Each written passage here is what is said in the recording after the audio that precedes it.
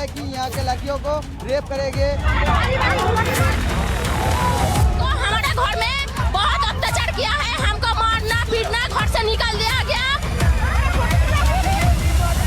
मारेंगे काटेंगे अगर तृणमूल को वोट नहीं दिया तो। महिला सुरक्षा चाहिए। No instance of lathi charge has happened. और इस वक्त बड़ी खबर आ रही है पश्चिम बंगाल से। पश्चिम बंगाल में रीपोलिंग पर यह बड़ी खबर है। फाल्टा सीट पर दोबारा मतदान कराया जाएगा। 21 मई को फाल्टा सीट पर पुनर्मतदान होगा। आपको बता दें, आपको याद होगा जब मतदान चल रहा था तब फाल्टा पर अच्छा खासा तनाव देखने को मिला था, वहां पर हिंसा भी हुई थी, जिसके बाद अब सभी फाल्टा के जो 285 बूथ हैं उन पर फिर से दोबारा वोटिंग करवाई जाएगी। 24 मई को जो फाल्टा का मतदान होगा उसके में जो मतों की गिनती होगी वो 24 मई को की जाएगी। 4 मई को यानी कि कल फाल्टा को छोड़कर सभी 293 सीटों पर नतीजे आएंगे, वोटों की गिनती की जाएगी। फाल्टा से टीएमसी के जहांगीर खान उम्मीदवार हैं और आपको बता दें कि जहांगीर खान पर वोटरों को धमकाने के आरोप यहां पर लगे हैं और अच्छा खासा तनाव भी फाल्टा सीट पर देखने को मिला था। बंगाल में चुनावी गड़बड़ियों की आशंका के बाद 15 बूथों पर पुनर्मतदान कराया गया। लगा कि अब सब ठीक हो चुका है, लेकिन इतनी तैयारी, इतनी सख्ती के बाद भी बंगाल में एक सीट अब भी ऐसी रह गई है जहां पुनर्मतदान की जरूरत आन पड़ी। और ये सीट है दक्षिण 24 परगना जिले की फाल्टा विधानसभा सीट। फाल्टा वही इलाका है जहां यूपी के आईपीएस अजय पाल शर्मा की तैनाती और टीएमसी उम्मीदवार जहांगीर खान को लेकर सियासी बहस बीते कई दिनों से जारी। चुनाव आयोग निर्देश देता है कि सहायता मतदान केंद्र समेत सभी 285 मतदान केंद्रों पर नए सिरे से मतदान कराया जाए। सभी मतदान केंद्र पर 21 मई 2026 को सुबह 7 बजे से शाम 6 बजे तक नए सिरे से मतदान होगा। वोटों की गिनती 24 मई 2026 को होगी, यानी मतगणना के दिन अब पश्चिम बंगाल में 293 सीटों पर मतगणना होगी। उधर बीजेपी ने चुनाव आयोग के इस कदम का भरपूर स्वागत किया है। खैर, चुनाव आयोग सिर्फ तारीखों का ऐलान करने पर ही नहीं रुका। आयोग ने दिन में वोटिंग के दौरान हुई गड़बड़ियों को लेकर भी सख्ती दिखाई। पंचायत प्रधान इसराफिल चौकीदार के खिलाफ एफआईआर दर्ज कर ली।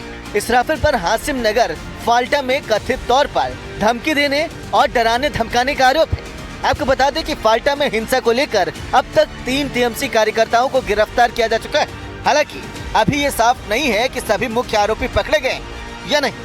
पुलिस सूत्रों का कहना है कि बाकी आरोपियों की तलाश जारी है। दूसरी ओर टीएमसी ने इन सभी आरोपों का खंडन किया है और कहा है कि विपक्ष राजनीतिक उद्देश्यों के झूठे आरोप लगाकर अशांति फैलाने की कोशिश कर रहा है।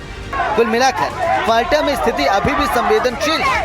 हालांकि आयोग के हस्तक्षेप से तत्काल कदम उठाए गए, लेकिन अब सबकी निगाहें इस बात पर टिकी है कि राजनीतिक तनाव के माहौल में स्थिति किस मोड़ पर पहुंचेगी। Bureau report, NDTV India. और फाल्टा में मौजूद है हमारे सहयोगी रमन राय, सीधा उन्हीं का रुख करेंगे। रमन, क्या कुछ हालात इस वक्त बने हुए हैं और जब रीपोलिंग का फैसला लिया गया तो क्या कुछ लोगों का कहना है, क्योंकि टीएमसी के उम्मीदवार पर यहां पर वोटरों को धमकाने का आरोप लगा है? जी बिल्कुल अदिति, जिस तरीके से एक बड़ा फैसला चुनाव आयोग ने लिया है फाल्टा में रीपोल को लेकर कि 21 मई को यहां पर रीपोल कराए जाएंगे और फाल्टा सबसे सेंसिटिव सीट है पूरे पश्चिम बंगाल की। अगर हम बात करें तो इसी विधानसभा क्षेत्र से जो टीएमसी के उम्मीदवार है जहांगीर खान, जिनके खिलाफ पहले से एक्शन में सेंट्रल ऑब्जर्वर की टीम थी और उसके बाद कल जो चुनाव आयोग ने एक बड़ा फैसला लिया है, कल फाल्टा में जिस तरीके से हिंसा हुई, वायलेंस हुई, जो टीएमसी के जो वर्कर्स है वो अब लोगों को धमका रहे हैं, डरा रहे हैं कि बीजेपी को वोट नहीं देना है। इसी को लेकर जो चुनाव आयोग ने रिपोर्ट भी सामने साझा की, उस रिपोर्ट में पाया गया कि कई सारे जो ऐसे सेंटर्स थे जहां पर रीपोल्स के दिन वहां के वीडियो फुटेजेस, सीसीटीवी फुटेज गायब है। साथ ही साथ वहां पर जितने भी बूथ से कई सारे बूथों पर वहां पर ये लगा दिया गया था कि परफ्यूम लगा दी गई थी और वो परफ्यूम के कारण जो टीएमसी के उम्मीदवार है वो कहीं ना कहीं पहचान लेते थे कि किनको वोट दिया गया। इन सभी को देखते हुए चुनाव आयोग ने ये फैसला लिया है कि फाल्टा के सभी 285 बूथ पर रीपोल कराए जाएंगे और ये कहीं ना कहीं एक बड़ा सेटबैक है टीएमसी के लिए, खासकर की जो जहांगीर खान जो टीएमसी के उम्मीदवार है उनके लिए भी एक बड़ा सेटबैक है। और अब चुनाव आयोग हरकत में आया है, 3 लोगों को अभी तक इसमें गिरफ्तार किया गया है और इसराफिल चौकीदार जो इस मामले में मेन अक्यूज्ड है वो फरार चल रहा है और पुलिस उसकी खोज में लगी हुई है। बिल्कुल, और ये वही जगह रमन जब आप भी मतदान के दौरान वहां पर मौजूद थे। यूपी के सिंघम जो आईपीएस हैं उनको भी वहां पर तैनात किया गया था। क्या अब जब मतदान होगा तो एक बार फिर से तैनाती के को लेकर जो अलग तरह के फैसले लिए जा सकते हैं यहाँ पर? नहीं, बिल्कुल ये एक बड़ा मैसेज होगा। अगर 4 मई को बीजेपी की सरकार बनती है पश्चिम बंगाल में, तो उसके बाद जब ये रीपोल होगा फाल्टा में, तो ये एक बड़ा सेटबैक होगा टीएमसी के लिए और खास करके जहांगीर खान के लिए, क्योंकि जिस तरीके से सेंट्रल पुलिस फोर्सेस, हम जिस फाल्टा सीट पर थे, आपको मैं बताना चाहूंगा कि सीआरपीएफ के डीजी ज्ञानेंद्र प्रताप सिंह खुद उस सीट पर उस दिन आए थे जिस दिन फाल्टा में वोटिंग हो रही थी। तो आप इस मामले से समझ सकते हैं कि फाल्टा कितनी सेंसिटिव सीट है कि जब सीआरपीएफ का डीजी उस विधानसभा क्षेत्र में मौजूद रहता है वोटिंग के दिन, सेंट्रल ऑब्जर्वर जो अजय पाल शर्मा बनाए गए थे वो उस पूरे रीजन में घूमते हैं, तो आप समझिए कि लोगों को कितना थ्रेट दिया गया होगा टीएमसी के वोटर्स के, टीएमसी के जो वर्कर हैं, क्योंकि वो परफ्यूम लगा देते हैं। जब आप ईवीएम में वोट देने जाएंगे तो वहाँ पर परफ्यूम लगा रहता है। जैसे आप वोट देकर बाहर आएंगे तो आपकी उंगली के महक से वो पता चल जाता है कि आपने वोट किसको दिया है।